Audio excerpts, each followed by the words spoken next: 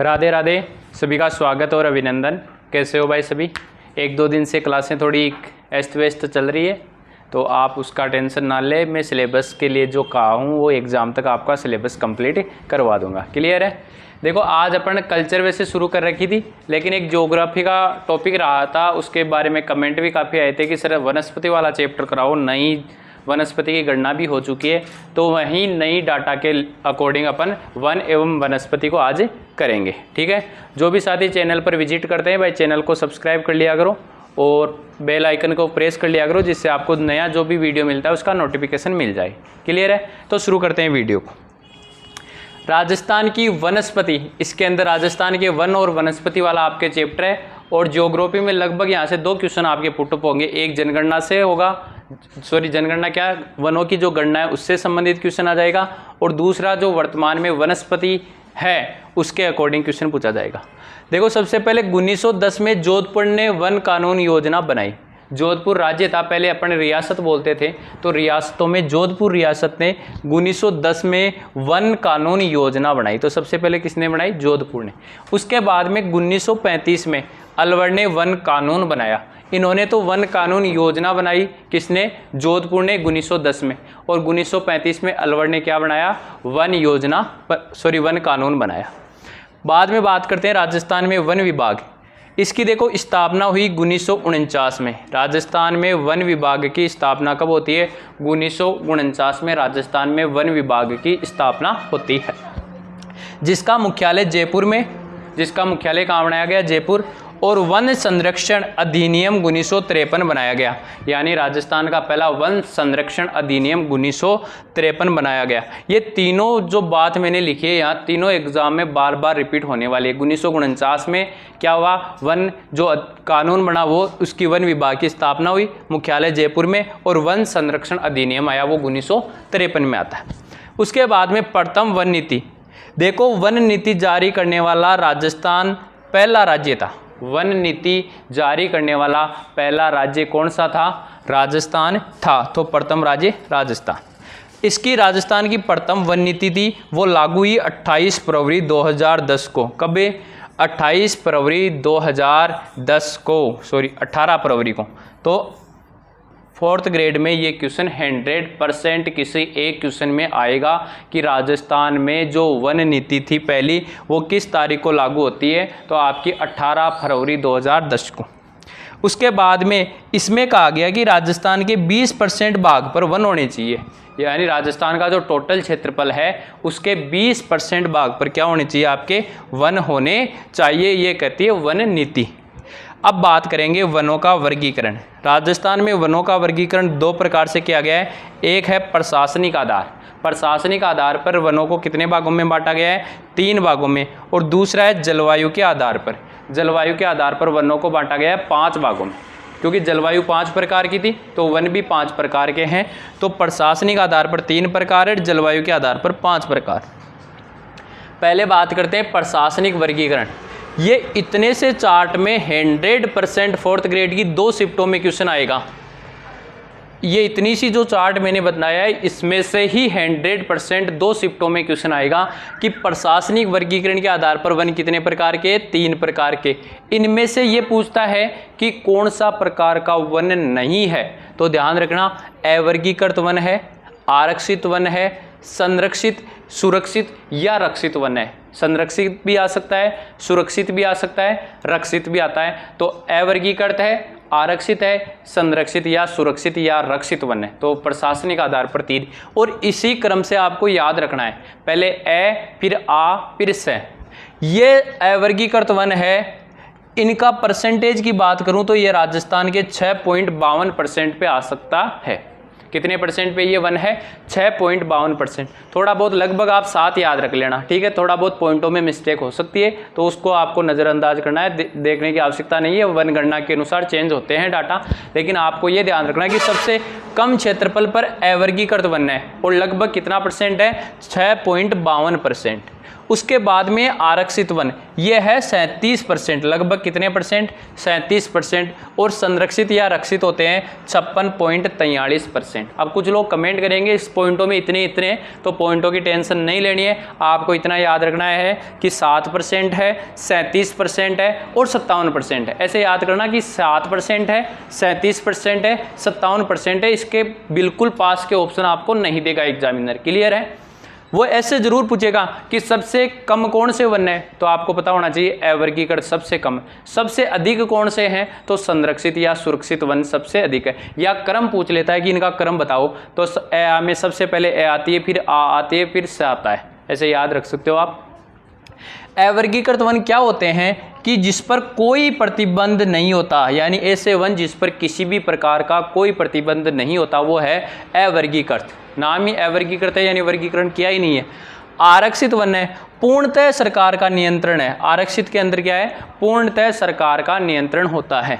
और संरक्षित या रक्षित है, आंशिक प्रतिबंध है। क्या है? आंशिक प्रतिबंध। ये न्यूनतम है, यानी सबसे कम अवर्गीकृत है, और सर्वाधिक कौन से वन है, संरक्षित है। अब अवर्गीकृत वन है वो सर्वाधिक कहाँ पाए जाते हैं, तो अवर्गीकृत वन सबसे ज़्यादा है बीकानेर में। अवर्गीकृत वन सबसे ज़्यादा कहाँ है, बीकानेर में। आरक्षित जो वन है वो सर्वाधिक है उदयपुर में। आरक्षित कहाँ है, उदयपुर में। और संरक्षित कहाँ है, करौली में। संरक्षित कहाँ है आपके सबसे ज़्यादा, करौली में। ऐसे याद रखना AB, एक तो क्या याद करना, AB याद करना, ठीक है। फिर याद करना आऊ, क्या याद करना, आऊ। फिर याद करना SK, ऐसे याद कर लेना, AB आऊ SK, AB आऊ SK। ए यानी अवर्गीकृत वन कहाँ है, बीकानेर में। आ यानी आरक्षित जो वन है वो कहाँ है, उदयपुर में। S फॉर संरक्षित जो वन है वो कहाँ है, करौली में। AB, SK और आऊ, तीन शब्द याद रखना, आपका आंसर गलत नहीं होगा। अवर्गीकृत वन कहाँ है सबसे ज़्यादा, बीकानेर। आरक्षित जो वन है वो कहाँ है, उदयपुर में। संरक्षित जो वन है सबसे ज़्यादा कहाँ है, करौली में। कितने परसेंट है, 7%, 37%, 57%। से क्लियर है, बस इतना याद रख लेना। जलवायु के आधार पर जो वर्गीकरण है वो कितने प्रकार के हैं, 5 प्रकार के, और ये इसी क्रम से याद होने चाहिए जिस क्रम में मैंने आपको लिखवाया है। सबसे पहले उपोष्ण कटिबंधीय सदाबहार वन। उपोष्ण कटिबंधीय सदाबहार वन जो सबसे कम है, इससे ज़्यादा है उष्ण कटिबंधीय शुष्क कंटीले वन। उपोष्ण कटिबंधीय सदाबहार वन, उष्ण कटिबंधीय शुष्क कंटीले वन है। फिर है तीसरा उष्ण कटिबंधीय सागवान वन। तीसरा क्या है, उष्ण कटिबंधीय सागवान वन। फिर है उष्ण कटिबंधीय मानसूनी वन, उष्ण कटिबंधीय मानसूनी वन। उसके बाद में उष्ण कटिबंधीय अर्ध शुष्क, जिसे धोकड़ा वन भी कहते हैं। ये सबसे ज़्यादा राजस्थान के क्षेत्रफल पर फैले हुए। ये कई बार तो क्रम पूछता है कि किस क्रम में वन पाए जाते हैं, तो उपोष्ण कटिबंधीय सदाबहार वन, उष्ण कटिबंधीय कंटीले वन, उष्ण कटिबंधीय सागवान वन, उष्ण कटिबंधीय मानसूनी वन, उष्ण कटिबंधीय अर्ध शुष्क या धोकड़ा वन। ऐसे भी याद रख सकते हो कि सदाबहार वन ऐसे वन जो हरे भरे ही रहते हैं। तो राजस्थान में आपको पता है हरे भरे रहने वाले वन तो बहुत कम हो सकते हैं, या तो पाए जाएंगे झालावाड़ में जहाँ सबसे ज़्यादा बारिश होती है, या फिर माउंट आबू में। तो ये तो सबसे कम दो ही क्षेत्र में पाए जाते हैं, तो सबसे कम तो सदाबहार वन। और ये है भी कैसे, उपोष्ण कटिबंधीय। कई बार क्वेश्चन एग्जामिनर ऐसे बनाता है, निम्न में से कौन सा वन राजस्थान में नहीं पाया जाता, और ऑप्शन देता है उष्ण कटिबंधीय सदाबहार वन। तो राजस्थान में उष्ण कटिबंधीय सदाबहार वन पाए ही नहीं जाते हैं, इस वजह से उपोष्ण कटिबंधीय सदाबहार वन। फिर उष्ण कटिबंधीय सब में कॉमन है, तो इस चीज को तो हटा दो। उसके बाद में याद करो कंटीले वन, उसके बाद में सागवान वन, फिर मानसूनी वन, और सबसे लास्ट में अर्धशुष्क वन। यानी आपको याद ऐसे रखना है कि सबसे पहले कौन से वन है, सदाबहार वन है, फिर कंटीले वन है, फिर सागवान के वन है, फिर मानसूनी वन है, और सबसे अंत में कौन से आते हैं, धोकड़ा के वन। इस क्रम में इसलिए याद करवा रहा हूँ क्योंकि इनका क्रम यही है पाए जाने के आधार पर। सबसे पहले बात करें उपोष्ण कटिबंधीय सदाबहार वन, ये प्रतिशत की बात करें तो राजस्थान के टोटल 0.38% भाग पर ही पाए जाते हैं। यानी राजस्थान के क्षेत्रफल को 100% मान ले तो उसके 0.38% क्षेत्रफल पर कौन से पाए जाते हैं, उपोष्ण कटिबंधीय सदाबहार वन। इनका विशेष ध्यान रखना, यहाँ उष्ण कटिबंध नहीं है, उपोष्ण कटिबंध है। विस्तार की बात करें तो ये माउंट आबू और झालावाड़ में पाए जाते हैं, यानी जहाँ सबसे ज़्यादा बारिश होती है। यहाँ लगभग 150 सेंटीमीटर वर्षा होती है, और यहाँ 120 सेंटीमीटर वर्षा होती है, तो वहाँ सदाबहार वन पाए जाते हैं। विशेष बात करें तो इसमें बांस के वन होते हैं, सिनकोना के वन होते हैं, जामुन के वन होते हैं, ये इनके वन है। यहाँ वर्षा की बात करें तो 100 से 150 सेंटीमीटर में, ऊंचाई की बात करें तो ये 1000 मीटर की ऊंचाई पर पाए जाते हैं। कई बार एग्जामिनर क्वेश्चन ये पूछता है कि राजस्थान के 1000 मीटर की ऊंचाई पर पाए जाने वाले वन कौन से हैं, तो वो है उपोष्ण कटिबंधीय सदाबहार वन। दूसरे हैं उष्ण कटिबंधीय शुष्क कंटीले वन। कांटे, कांटे कहाँ होंगे, तो आप कहोगे सर कांटे तो जैसलमेर साइड में है, खेजड़ी के वर्क्स। तो ये परसेंटेज की बात करें तो ये हो जाते हैं 6.83%। सबसे पहला वाला कितना था 0.38%, उसके बाद में आ गया 6.83%। इसको उपनाम से बात करें तो इसको शुष्क भी कहते हैं और इसको मरुस्थलीय वन भी कहते हैं, क्योंकि ये मरुस्थल में पाए जाते हैं। विशेष बात करें तो यहाँ जो वर्षा होती है ना, ये 20 से 30 सेंटीमीटर ही होती है, इसलिए इसका विस्तार केवल पश्चिमी राजस्थान में है, जहाँ पर बारिश क्या होती है 20 से 40 सेंटीमीटर या 20 से 30 सेंटीमीटर होती है। यहाँ की विशेष बात करें तो यहाँ नागमणि पाई जाती है, बेर पाए जाते हैं, केर पाए जाते हैं, खेजड़ी पाए जाते हैं। कुल मिला के बात आपको ये याद रखनी है कि इनके कांटे होते हैं, लेकिन जो पत्तियाँ होती है ना वो बिल्कुल छोटी होती है। इनकी पत्तियाँ क्या होती है, बिल्कुल छोटी होती है, जिससे जलवाष्प क्या हो, कम हो, क्योंकि पानी वैसे ही कम है, तो इनकी पत्तियाँ बिल्कुल छोटी होती है। इन्हें मरूदबिद या जीरोफाइट्स भी कहते हैं। इन्हें क्या कहते हैं, मरूदबिद, यानी मरु प्रदेश में पाए जाते हैं इसलिए मरूदबिद, और जीरोफाइट्स में पाए जाते हैं क्योंकि यहाँ जो पानी होता है बिल्कुल जीरो होता है, इसलिए इनका नाम क्या है, जीरोफाइट्स वन है। ये बार बार रिपीटेशन किया हुआ क्वेश्चन है कि मरुस्थलीय वनों को और किस नाम से जाना जाता है, तो उन्हें कहते हैं जीरोफाइट्स। इसमें कौन होती है, आपकी खेजड़ी होती है, बबूल होता है, इनकी लूंग देखना बिल्कुल छोटी पत्तियाँ पाई जाती है। उसके बाद में तीसरा है उष्ण कटिबंधीय सागवान के वन। आपको कई बार तो सीधा क्वेश्चन आएगा कि सागवान के वन राजस्थान के किस भाग में पाए जाते हैं, तो ये दक्षिणी भाग में पाए जाते हैं। तो अब आपको दक्षिणी जिले याद होने चाहिए कि डूंगरपुर है, बांसवाड़ा है, प्रतापगढ़ है, उदयपुर है, चित्तौड़गढ़ है, ये क्षेत्र है।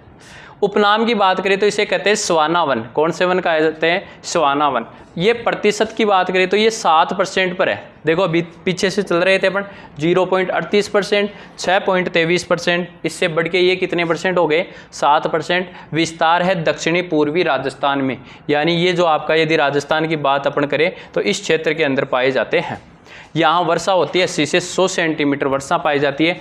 इसमें सागवान के वन है, महुआ के वन है, तेंदू के वन है, गुल्लर के वन है। जो तेंदू के वन होते हैं इसमें इससे बीड़ी बनाई जाती है। भाई क्या बनाई जाती है, बीड़ी बनाई जाती है। बार बार ये क्वेश्चन आता है कि किसके पत्तों से बीड़ी बनाई जाती है, तो तेंदू के पत्तों से। महुआ से शराब बनाई जाती है। ये सर्वाधिक कहाँ पाए जाते हैं, आपके बांसवाड़ा है, डूंगरपुर है और प्रतापगढ़ है, यानी दक्षिणी राजस्थान में सबसे ज़्यादा सागवान के वन पाए जाते हैं।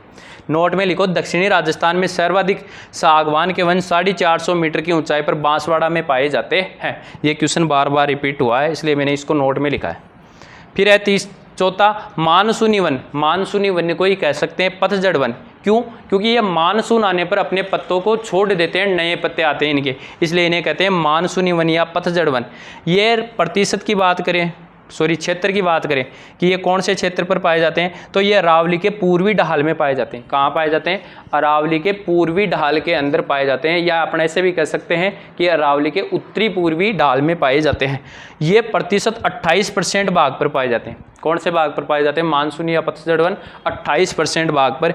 और वर्षा की बात करें तो 60 से 80 सेंटीमीटर है। इसमें पलास के वन है, सागवान के वन है, बांस है, दोकड़ा वन है। और ये पलास है, इसको जंगल की ज्वाला कहते हैं। पलास को क्या कहते हैं, जंगल की ज्वाला कहते हैं, यानी इससे अपने आप ही जंगल में आग लग सकती है। विस्तार की बात करें तो ये अलवर, भरतपुर और करौली क्षेत्र में सबसे ज़्यादा पाए जाते हैं। आगे है मिश्रित पतझड़ वन, यानी मिले जुले पतझड़ वाले। ये सबसे ज़्यादा परसेंट पर है, 58% पर। इसका विस्तार करौली, सवाई माधोपुर और अर्धशुष्क जो मरुस्थल है उसमें है।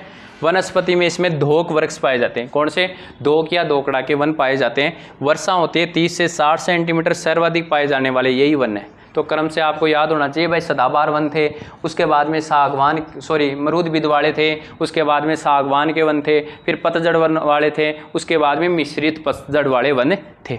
अब राजस्थान में पाई जाने वाली कुछ प्रमुख घासें, जिसमें सेवण घास, जिसे लिलोन भी कहते हैं, ये जैसलमेर में पाई जाती है। ये प्रोटीन युक्त एक कंटीली घास है, यानी ये प्रोटीन युक्त क्या है, एक कंटीली घास है जो सेवण घास जैसलमेर में पाई जाती है। अगली घास है बुर घास। बुर है वो बीकानेर में पाई जाती है। उसके बाद में धामण जैसलमेर में पाई जाती है। पाम रोज भरतपुर में पाई जाती है।